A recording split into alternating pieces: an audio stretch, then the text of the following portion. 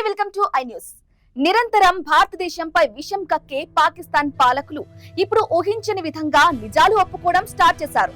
Pakistan defence minister Khawaja Asif అంతర్జాతీయ వేదికపై ఒక మైండ్ బ్లోయింగ్ స్టేట్మెంట్ ఇచ్చారు.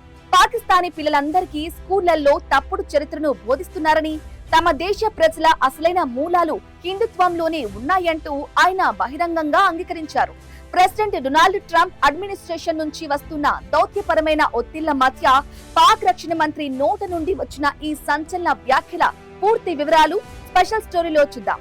భారత్ ను తమ నెంబర్ 1 శత్రువుగా భావించే పాకిస్తాన్ రాజకీయాల్లో ఆ దేశ రక్షణ మంత్రి ఖవాజా ఆసిఫ్ చేసిన వ్యాఖ్యలు ప్రస్తుతం ఒక పెద్ద పొలిటికల్ భూకంపం సృష్టిస్తున్నాయి.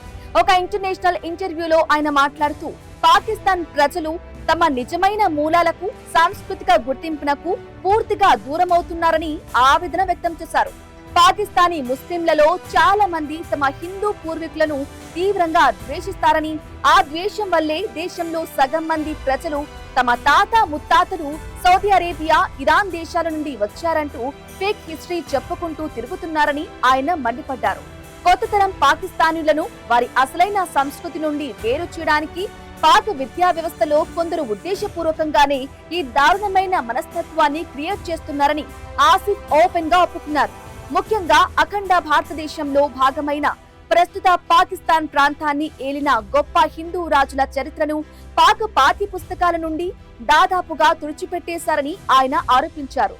ఇక ప్రపంచాన్నే శాసించిన చక్రవర్తులు అయిన చంద్రగుప్త మౌర్యుడు, సమ్రాట్ అశోకుడు ఇద్దరు హిందువులే అనే ఒకే ఒక్క కారణంతో పాకిస్తాన్ ప్రభుత్వం వారి చరిత్రను సిలబస్ నుండి పూర్తిగా తొలగించిందని, దీనివల్ల ఇప్పటి పాక్ పిల్లలకు తమ సొంత గడ్డపై బ్రతికిన మహానుభావుల హిస్టరీ ఏమాత్రం తెలియకుండా పోతుందని అన్నారు. ఈ సందర్భంగా ఆయన ఒక ఎమోషనల్ అండ్ పవర్ఫుల్ స్టేట్మెంట్ ఇస్తూ, నా పూర్వీకులు కూడా హిందువులే, నా రక్తంలోనూ అదే మూలాలు ఉన్నాయి, అంత మాత్రాన నేను పాకిస్తానీని కాకుండా పోతానా, నా దేశభక్తి తగ్గిపోతుందా అంటూ పాక్ లోని కరుడుగట్టిన ఇస్లామిక్ వాదులను నిలదీశారు. అయితే ఖవాజా ఆసిఫ్ కేవలం హిందూ పూర్వీకుల గురించే కాకుండా అంతర్జాతీయ జియో పాలిటిక్స్, భౌగోళిక రాజకీయాలపై కూడా ఒక కీలక ప్రకటన చేశారు. పాకిస్తాన్ దేశం ఎప్పటికీ ఇజ్రాయెల్ ను ఒక స్వతంత్ర దేశంగా గుర్తించబోదని ఆయన స్పష్టం చేశారు. America president Donald Trump Arab దేశాలు, ఇజ్రాయెల్ మధ్య శాంతి కోసం తీసుకొచ్చిన ప్రతిష్టాత్మక అబ్రహం ఒప్పందంలో చేరాలంటూ పాకిస్తాన్ ప్రభుత్వంపై విపరీతమైన ఒత్తిడి పెంచుతున్న తరుణంలోనే ఖవాజా ఆసిఫ్ నుండి ఈ వ్యాఖ్యలు రావటం గమనార్హం.